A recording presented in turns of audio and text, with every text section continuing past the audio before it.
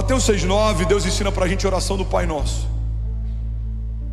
Tem tantos princípios poderosos nessa oração. Alguns teólogos dividem ela em 6 petições. A oração do Pai Nosso, ela é muito mais extraordinária e profunda do que a gente imagina. Ela tem uma linguagem simples, mas ela carrega princípios eternos. Alguém comigo? Oração do Pai Nosso. Pai Nosso que estás nos céus, santificado seja o teu nome, venha o teu reino, seja feita a tua vontade, assim na terra como é feita no céu.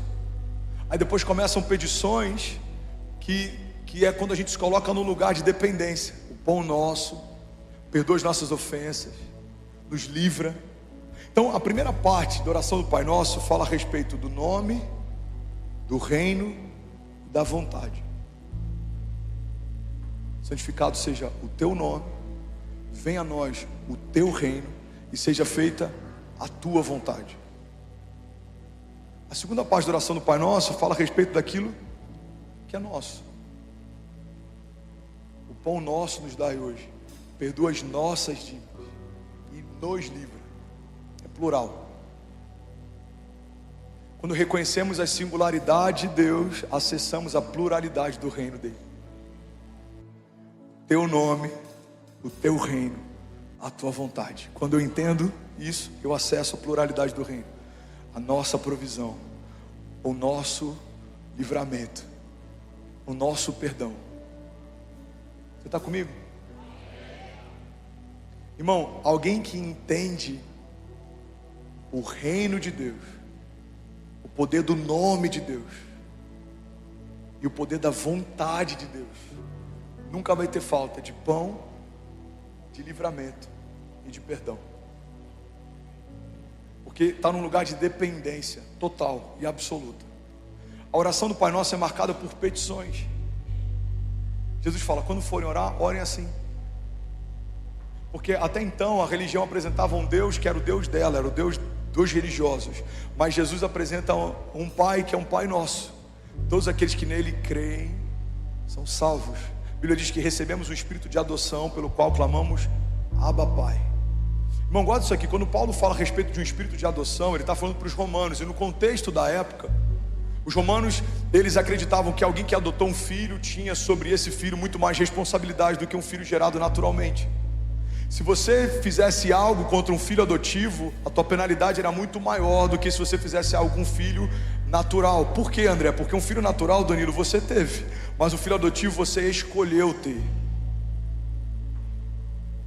Filho natural nasceu, a gente se descuidou, ou a gente programou, enfim, nasceu, é o nosso filho. Mas o adotivo não, você fala, eu intencionalmente decido assumir essa criança como minha. Quando a Bíblia está dizendo que recebemos o espírito de adoção pelo qual clamamos Abba Pai, o que Paulo está dizendo para os romanos e o que a palavra está dizendo para a igreja é: quando Deus assumiu você como filho adotivo, Ele se responsabiliza por você. Ele não só criou você, como depois que você se perdeu, Ele decidiu ter você de novo. Recebemos o espírito de adoção pelo qual clamamos Abba Pai. Bom, guarda isso aqui em nome de Jesus. Se você foi adotado por Deus, se você é filho de Deus, você não vai pedir para mais ninguém, nenhuma coisa, a não ser para o seu Pai. E o que eu vou pedir, pastor? Você vai pedir o que a oração do Pai Nosso ensina. Toda a provisão, todo o perdão e todo o livramento vem do seu Pai, vem do nosso Pai. Você está comigo? Pega isso aqui. Eu vou ter que correr, talvez em algum momento a gente faz uma pregação inteira só sobre os princípios que a gente aprende no Pai Nosso. Alguém está recebendo algo de Deus aqui nessa noite, de verdade? Olha que poderoso isso aqui, irmão. O nome de Deus, o reino de Deus e a vontade de Deus. O que é o nome de Deus? O nome de Deus não é só uma palavra liberada, é um nome sobre todo nome. Existe algo tão poderoso no nome de Jesus que quando a gente libera o nome dele, não é só o nome dele que está sendo liberado, mas as realidades de quem ele é começam a se manifestar quando o nome dele é declarado. Quando a gente ora por alguém, a gente ora debaixo de uma autoridade, mas quando oramos debaixo do nome de Jesus, oramos sobre um nome que está acima de todo nome. Sobre todo diagnóstico e toda doença, cada uma delas carrega um nome. Em alguns momentos, o nome do cientista que a descobriu. Então você tem o mal de Parkinson, você tem Alzheimer, você tem doenças como câncer, você tem uma série de doenças. Todas elas são nomeadas e categorizadas. Eu tive endocardite bacteriana aguda, ou seja, é a doença e é a categoria, a forma como ela está agindo no teu corpo. Mas antes de alguém nomear uma inflamação no coração como endocardite, Deus já havia nomeado o seu filho como Messias. Então, quando o nome de Jesus é revelado sobre a vida de alguém, tanto faz os nomes que se levantaram antes, porque há um nome que está acima de cada um deles. A crise tem um nome, a pandemia tem um nome, tempestades tem um nome, fenômenos naturais tem um nome, principados têm nomes, potestades têm nomes, entidades têm nomes, mas há um nome acima de todo nome, e diante desse nome todo joelho se dobrará e toda língua confessará que só o Senhor é Deus. Então, em nome de Jesus, nós declaramos, nós ligamos, nós desligamos, nós profetizamos, nós cremos, nós nos movemos, nós existimos, e a partir desse nome tudo acontece para aquele que crê. Alguém comigo diga amém. Por isso que o princípio do Pai Nosso é, falando a respeito do nome dele, santificado seja o teu nome. Quando eu reconheço o poder do nome de Jesus, eu tenho acesso a todas as realidades do reino de Deus. Não dá para reinar com Deus sem ter entendimento do poder do nome de Jesus. Segunda coisa que a oração do Pai Nosso ensina pra gente é sobre o reino de Deus. Não dá para reinar com Deus sem entender como se move o reino de Deus. O reino de Deus é um reino de paz, justiça e alegria. O reino de Deus é estabelecido sobre a terra. Não é um reino que divide espaço, é um reino superior, está acima de toda a realidade. A gente já entendeu isso aqui na série que eu fiz sobre milagres e sobre fé. Alguém vai lembrar isso aqui? A fé não significa estabelecer uma realidade paralela. A fé significa manifestar uma realidade superior. O câncer não precisa deixar de ser câncer, mas existe uma palavra que está acima do câncer. A dívida não precisa deixar de ser dívida, mas existe uma palavra que está acima da dívida. Os nossos inimigos não precisam deixar de ser inimigos, mas existe uma palavra que está acima dos nossos inimigos. A escassez não precisa deixar de ser escassez, mas há uma palavra que está acima de todas as escassez. Então guarda isso aqui: a fé não vai necessariamente alterar a natureza do problema. A fé vai estabelecer uma natureza superior ao problema.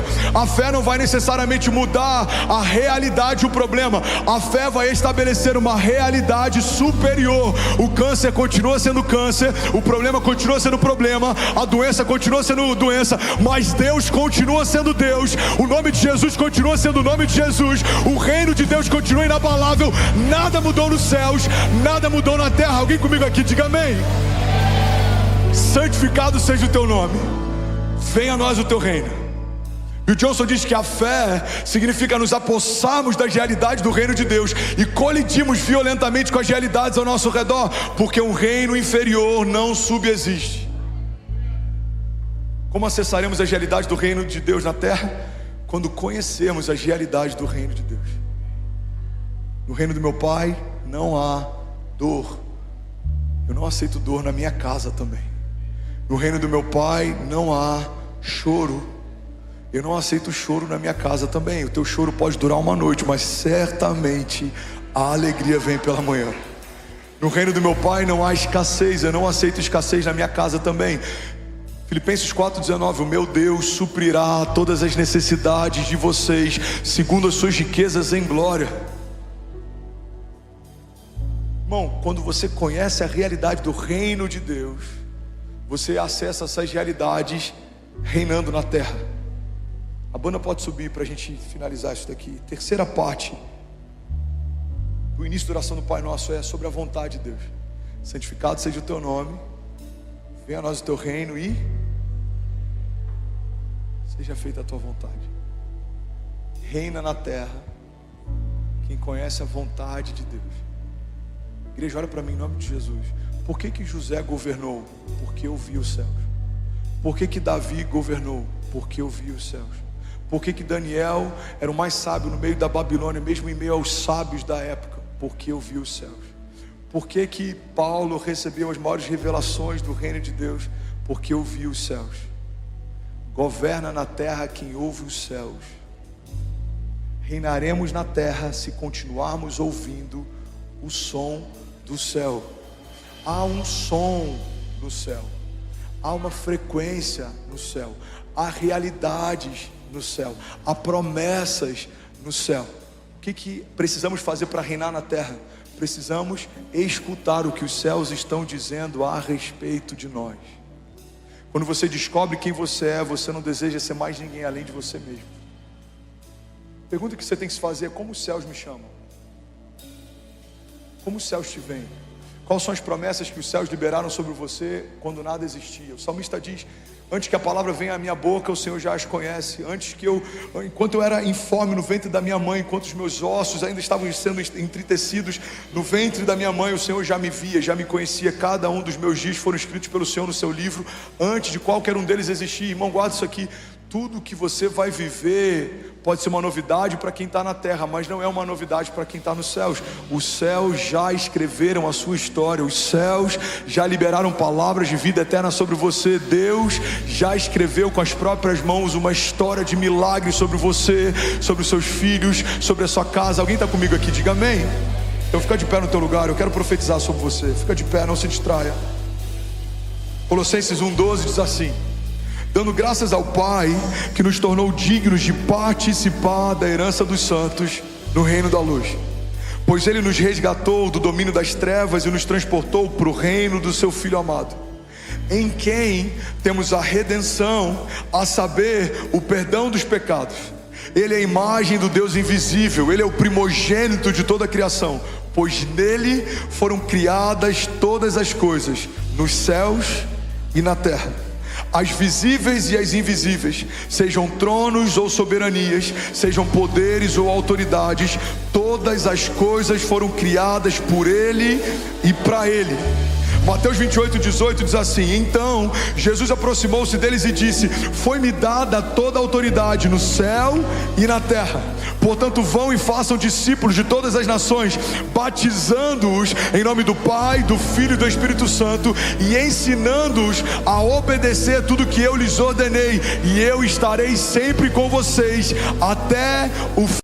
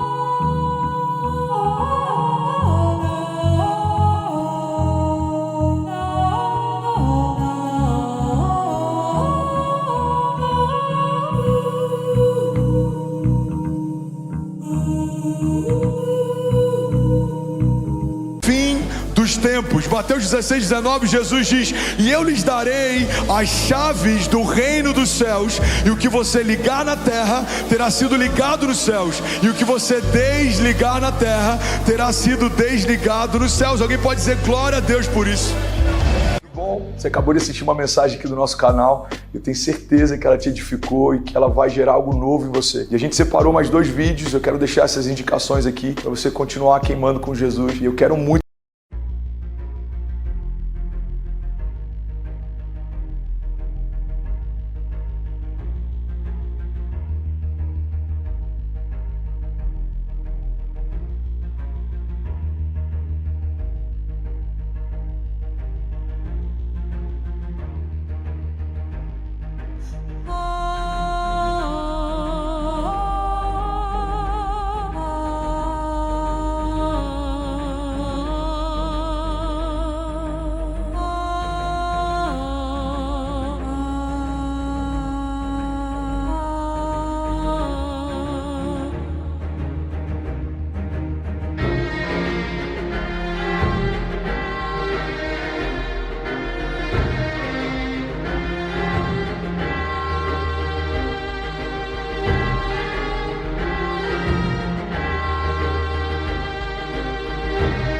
fazer um pedido também. Se essa mensagem te edificou, comenta aqui embaixo, segue o canal, me ajuda a compartilhar para que mais pessoas sejam tocadas também. Deus te abençoe.